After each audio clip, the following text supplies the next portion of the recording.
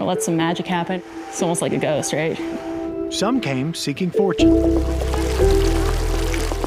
Others were pushed out. I've had questions from people who said, I didn't know you guys still exist. Many never left. I was born right here. All of them belong to this land. It doesn't feel like there's a border. These are their stories.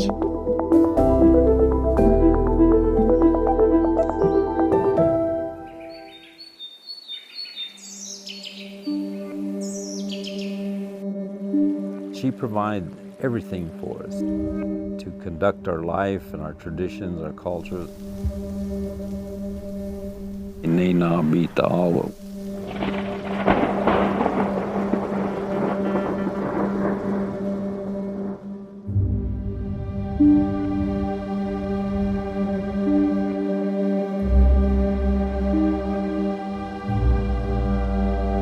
You have to take care of the land.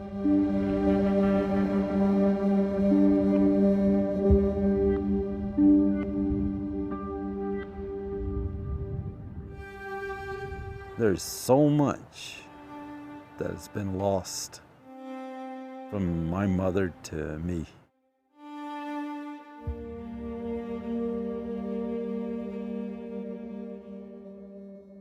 My name is Fred Mosqueda. I'm a member of the Shine-Arapaho tribes, which are located in Oklahoma. I can relate to you a story of my daughter who talked to her great-grandmother, and she always slept with her shoes on, her moccasins. And so she asked her, why do you sleep with your moccasins on? And she said, they may come back. And when they come back, we may have to run.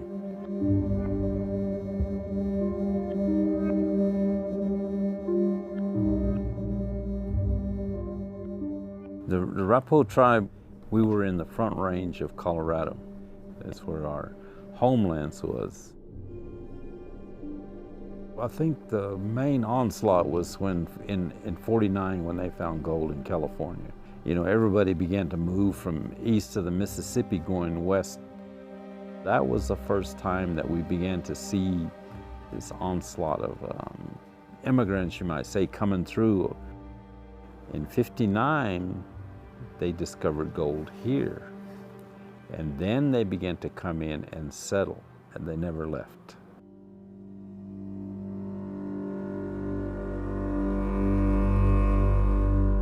The chiefs really wanted peace, and they went to the fort, and they complied with what Governor Evans was saying.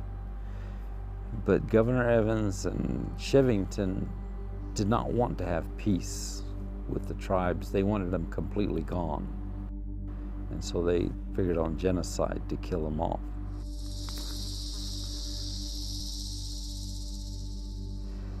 The Sand Creek Massacre was maybe for political gain for Evans and Chevington.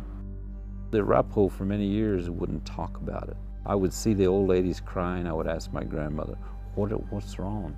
And she would say, they're remembering a very dark time. History needs to be told truthful.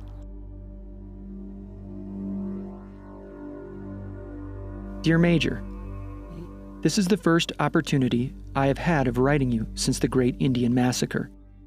And for a start, I will acknowledge I am ashamed to own I was in it. Little children shot while begging for their lives. Women shot while on their knees.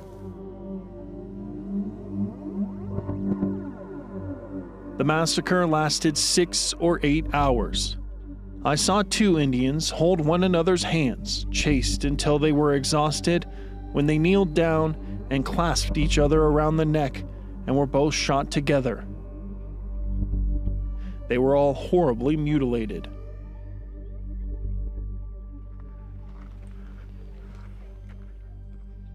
Let's get to the point where that we can begin to build together, so that we can heal together. We always hear this word heal. Well, it works both ways.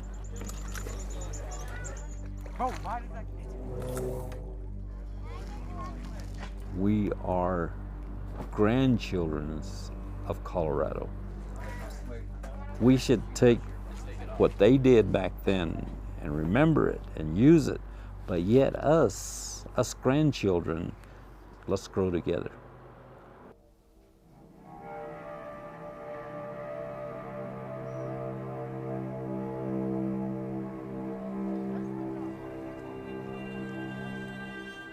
I feel like one of the greatest essence of life is stories.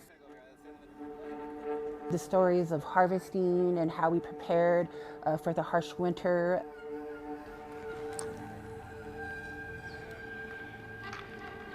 Most kids from the reservation, they don't get to experience stuff like this.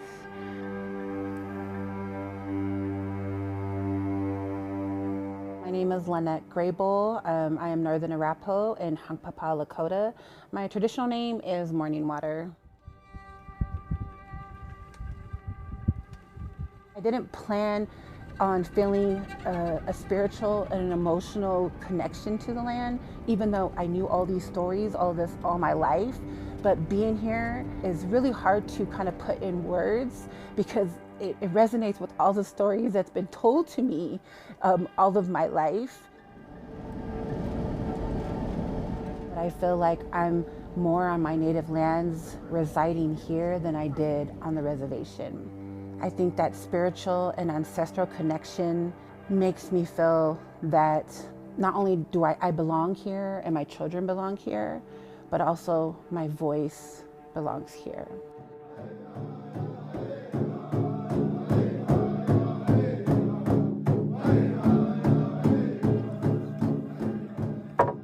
These typicals, they point towards the heavens, and then they take their prayers to the Creator. So when you guys are in here, you think positive because everything here is from the Creator. And then you just talk to Him back. We are the fabric of Colorado. We're not a separate part of history of everybody else who made a life here.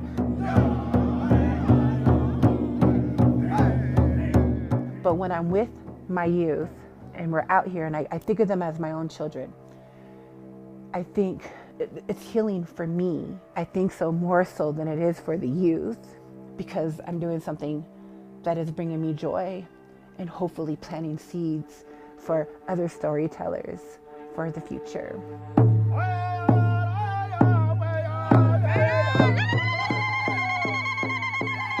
Every day I look at those mountains and I know I'm supposed to be here.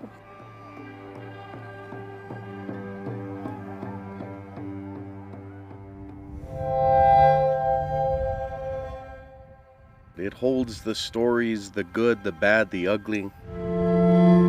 The land, there was stories, there was traditions, there was life before we were here. If you sit and listen, there's a lot that you can take away from the land, from animals even. It still has secrets to tell if you're listening.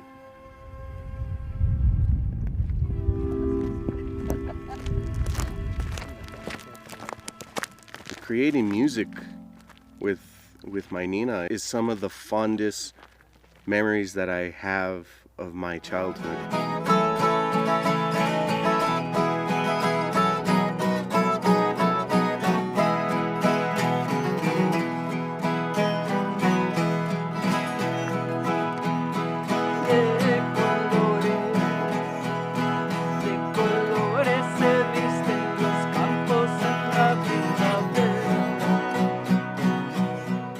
My name is Rose Vilpondo, and I am a 7th generation of the Lopez family. My name is Ruben Dominguez, a member of the family here in southern Colorado, northern New Mexico.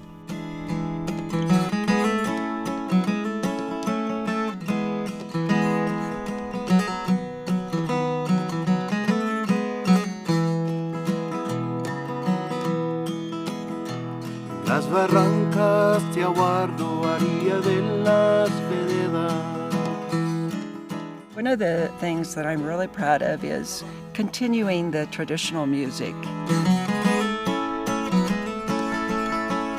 It's the old folk music of my grandparents, my great-grandparents, and so on and so forth. And what's unique about it is how, especially in our family, it has been passed on generation to generation. The corridos, they're based on either as a historical or just life events. People would make songs about going into the fields to get the crops, to get the hay, to tend to the animals. Son 800 soldados que trae por la sierra Mariano de Díaz. Music is the greatest medicine that there is out there.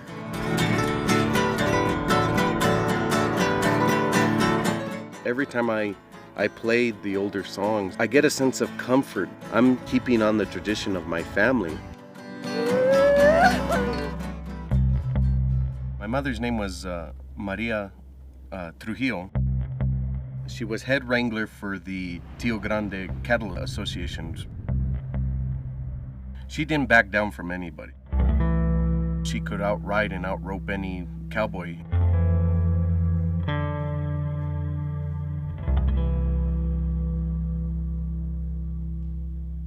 We are not Spaniards, we are not Españolas, we are not Mexican, we are not Native. We're a mix of all of these beautiful cultures.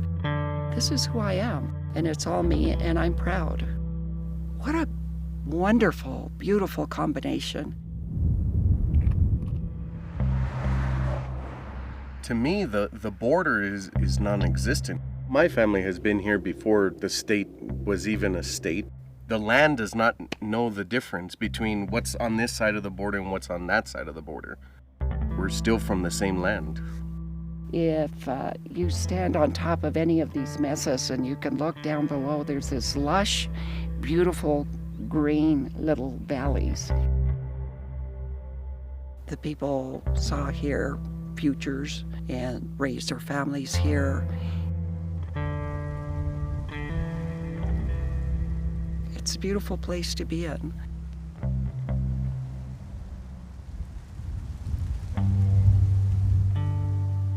I find it amazing that I can come to my family's land.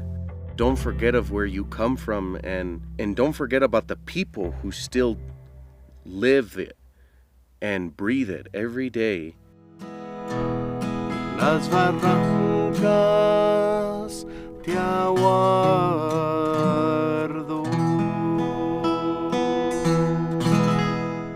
It makes you think that you're pretty damn lucky in life.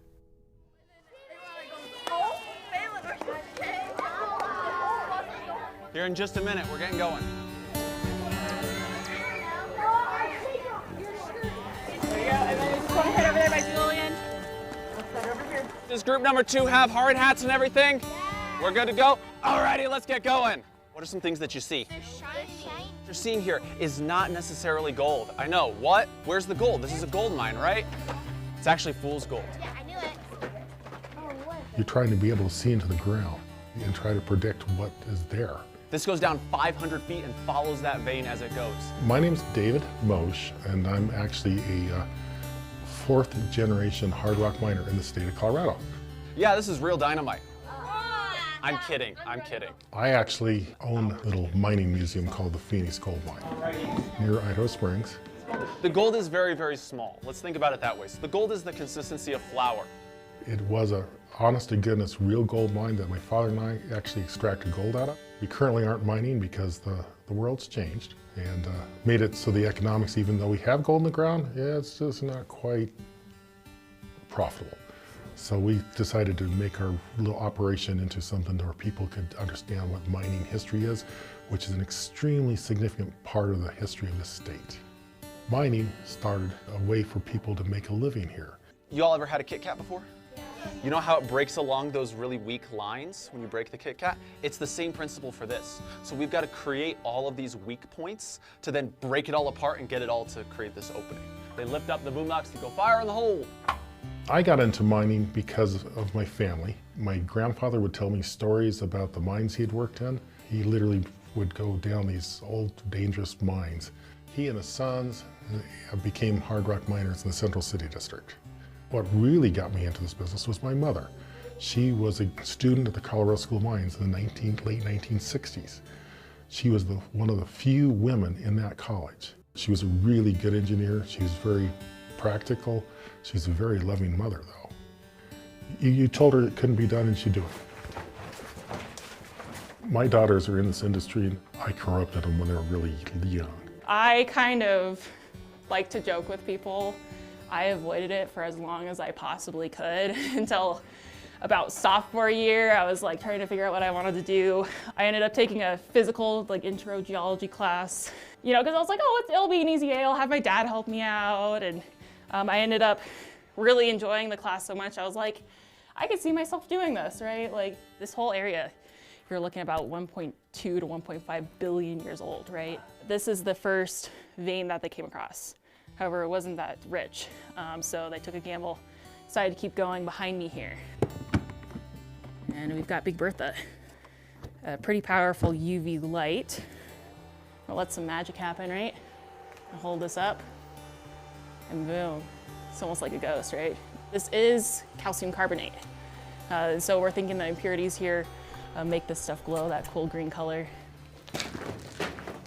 It's a fun business, right? And I think just making people happy, showing them some cool stuff is really what it is at the end of the day, and I'm happy to be a part of it. Colorado is a very, very mineral-rich state. But how do we utilize it correctly? This is our gold pan. This is what we're going to use to find our gold. All right. So that gold is all sunk to the bottom. Nice little chunk there. My hope is that when they come through here, they take a few things. This is all science. This is something that they can see what geology is like. Ooh, I found a zombie rock. Can we mine without causing the adverse effects? I think we can. This industry is really important to us as humans. We can't just eliminate mining. Can we make it better? That's my hope.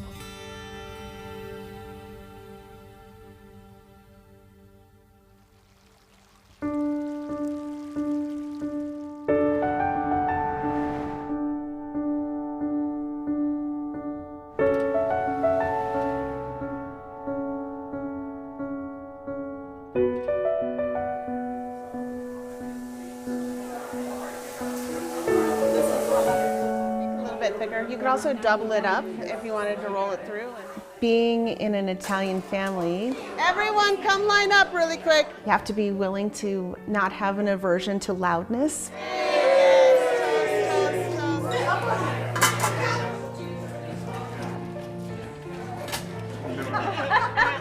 You have to be able to not talk to the person across from you, but 6 conversations happening at the same time. What happened? That's the great thing about having a big family, is that you're together. You can rely on everyone. My name is Robin Odoricio, and I'm a 5th generation Italian American in Colorado. Welby is known for farming. My family immigrated to Colorado because there were opportunities here, and so they started like many Italians in the mines, and then once they started a family, they started farming. It was something called truck farming, and so they would bring the produce down to an area called Denargo Market. They would ship them all over the United States on the trains. My great-great-grandfather was here, but then my grandfather came when he was 8 or 10 years old and farmed on the land that we're on right now. We have about 40 acres here, all collectively. There's still some farmland that's behind us. My name's Christopher Frank. I live here on the land with my family. There's 8 houses that are on the land. We lovingly call it the compound. The original house is this white house over here. This house was built in the late 60s by my Uncle Frank. Then just kind of over the time, we've just kind of been sprucing up the lake, and it's basically like a little state park here. It's just beautiful. It's really neat. That's my sister and brother-in-law's house. I have 2 cousins that live here, a brother, 2 uncles, my mom, and my grandma. No longer farming, now we're growing kids. Everyone loves to be here, and my kids talk about, where's my house gonna go? I'm very, very grateful. We live next to all the people that we love, and we're able to see them daily. Here's Stevie's grandma and grandpa. Did you see them? Oh, Olga nice. and Angelo. Yeah.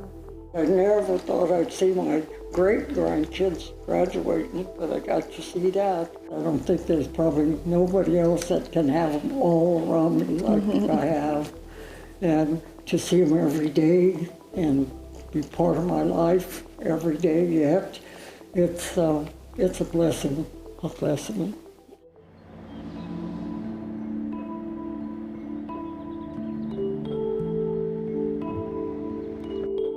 In addition to the farming, one of the things that was really important to them was their religion.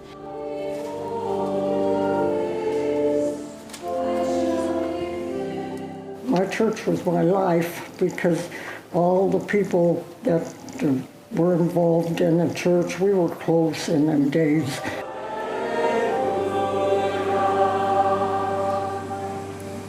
The Lord be with you. And with your spirit. The reading from the Holy Gospel according to Matthew. They all came together and built a church nearby called Assumption. My grandfather has a window with his name and his dad's name on it. Jesus said, I am the vine, you are the branches. I was born and baptized there and took communion, and got married there, and raised my kids there. And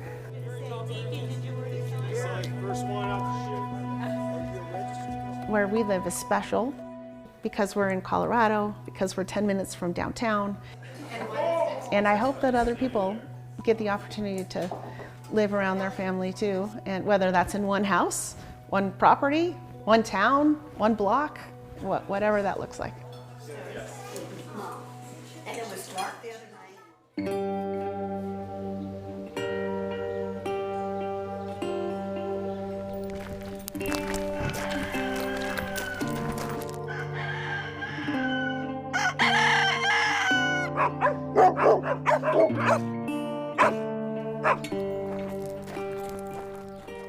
My name is Alice McDonald, and I am 91 years old, and I've lived in this area all of my life.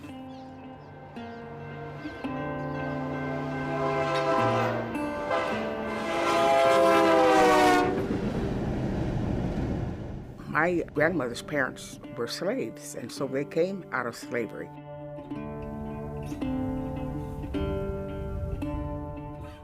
Their idea of coming west was that it was open and it was free.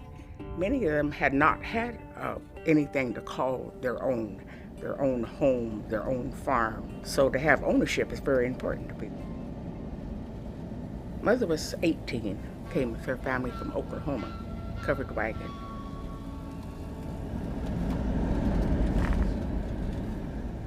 The Rucker sisters who went out and recruited had told them that it was good land. It would be good for farming. Once they arrived and discovered that there was no water, farming was really tentative, you know. And they looked across and it was just wide, open, flat plains, no trees, a few cactus. And she said she actually broke down and cried because it was very disheartening. She thought, what in the world have we done, you know? They actually met a man, and he was there with barrels, filling them with water. And this gentleman told him then, he said, oh, you don't want to be here. Go back where you're coming from. You don't want to come here. And he said, well, yes, I do. I have nothing to go back to, and I'm here to homestead, and I'm going to homestead. I'm staying.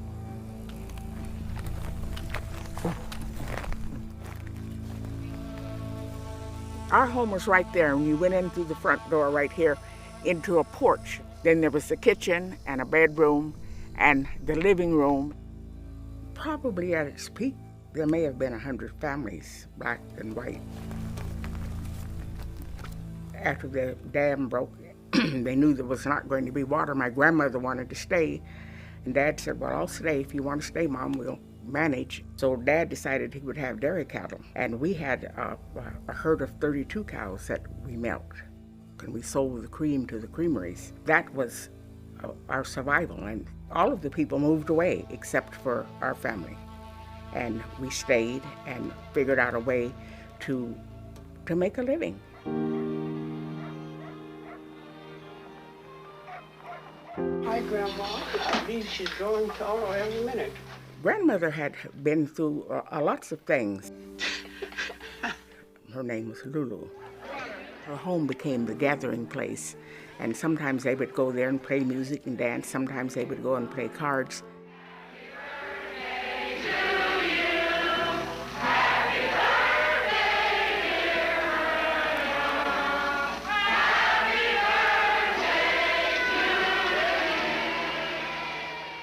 My grandmother always said, as a family, we are one, and we accept one another just as we are, and we love one another, and always be there for family.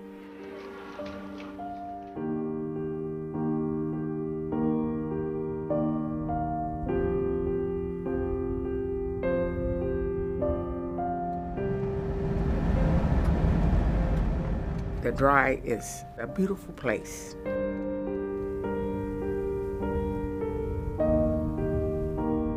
There's always a nice breeze, even when the sun is cooking. I enjoyed my life. I learned how to work. I don't back off from work. No one in our family does. For me, it was not a hardship. It was what we had to do.